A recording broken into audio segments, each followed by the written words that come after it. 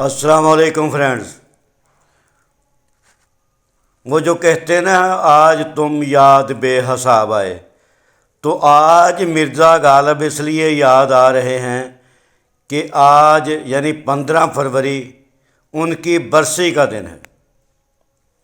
مرزا غالب 27 دسمبر 1797 کو آگرہ میں پیدا ہوئے۔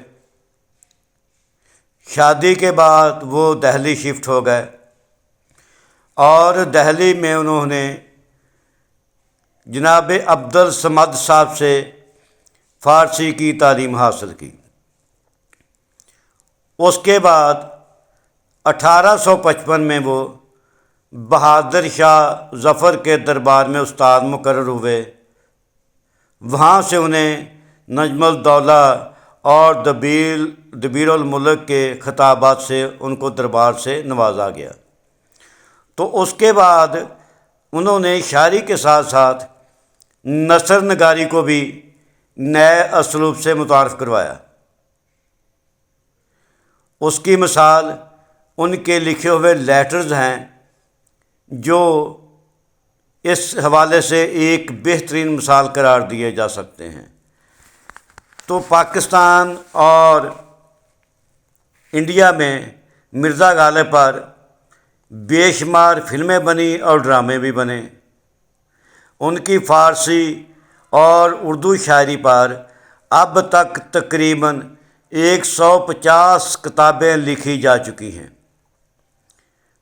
تو اس کے بعد مرزا غالب نے وہاں سے جب دہلی شفٹ ہوئے تو اس کے بعد وہ 15 فروری 1869 کو دہلی میں فوت ہو گئے۔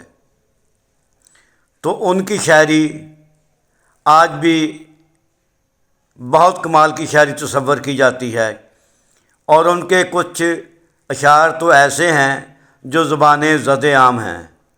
چند ایک شعر آپ کے لیے۔